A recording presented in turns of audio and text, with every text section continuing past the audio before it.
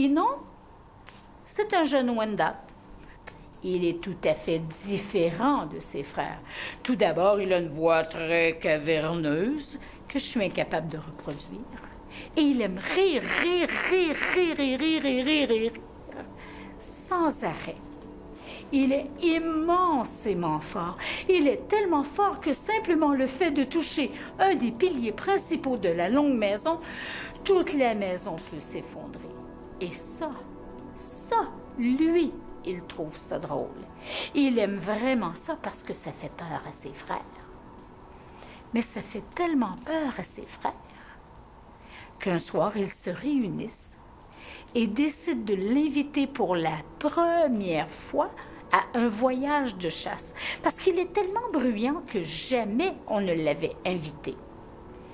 Au matin, au moment où la rosée mouille encore les mocassins, tous les garçons montent à bord du canot et on avironne, et avironne, et avironne, et avironne, jusqu'au moment d'arriver à l'île qu'ils ont choisie, qui est une île qui n'est habitée que par des animaux sauvages. Tous les garçons sortent du canot. La majorité vont partir vers l'ouest.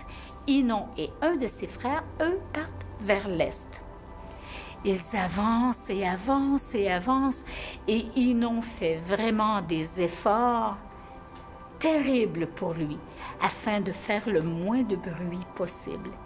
Il marche le plus silencieusement possible et évite complètement de parler. Mais après 1 heure, son frère lui dit « Ouais, tu sais, Inon, on t'a amené avec nous cette année parce que tu vas être celui qui va rabattre le gibier. » Wow! Rabattre le gibier, ça veut dire avoir le droit de faire du bruit. C'est de faire du bruit pour faire peur pour que le gibier se dirige vers les chasseurs. Alors, Inon est vraiment très, très, très content. Bon, moi, je vais aller rejoindre nos frères. Toi, marche encore une petite heure. Et puis après, tu reviendras sur tes pas et tu pourras faire tout le bruit que tu veux. Yeah! Inon est vraiment très, très, très content. Mais pensez-vous que Inon est capable de marcher pendant 1 heure sans faire de bruit? 1 demi-heure? Même pas. À peine 10 minutes, même pas 5 minutes après. C'est plus fort que lui. Là, il faut qu'il commence à faire du bruit. Il se retourne et revient sur ses pas. Et là, il commence à chanter, à danser, à frapper des mains, à frapper des pieds, à crier, à hurler presque, tellement il est heureux de pouvoir faire du bruit. Et il est vraiment très fier de lui. Parce qu'il entend les animaux se diriger vers ses frères. Il entend courir les orignaux, les chevreuils, les wapitis, les caribous, les lièvres.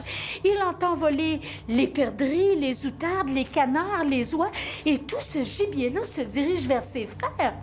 Il est vraiment très, très fier de lui. Mais après un certain temps, il commence à être inquiet. Parce qu'il n'entend pas tomber d'animaux. Et vous savez, un orignal, c'est un très gros animal, très lourd. Un orignal qui tombe par terre, qu'on le veuille ou pas, ça fait du bruit.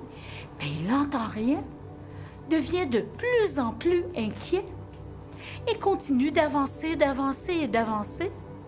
Et là, il arrive à l'endroit où était le canot. Et il aperçoit ses frères déjà loin sur la rivière. « Hé, les gars, vous m'avez oublié! » « On t'a pas oublié, on t'a laissé là. » Je comprends pas pourquoi vous me laisseriez ici. C'est pas compliqué, non. On a décidé de te laisser ici parce que tu t'amuses à détruire toutes les maisons longues. Ah oui, la première maison que tu as détruite, on a ri avec toi. À la deuxième, on a commencé à avoir peur et maintenant, on est vraiment très inquiet que tu détruises tout le village. Alors, tu vas rester ici. Bon, d'accord, mais rappelez-vous que de temps à autre, je viendrai vous souvenir que je suis toujours vivant. Et depuis ce temps, l'hiver, la nuit, on entend parfois Inon, puisque Inon est l'esprit du tonnerre d'hiver. Et Inon, on l'entend la nuit, 1 à 2 fois par hiver. L'avez-vous déjà entendu?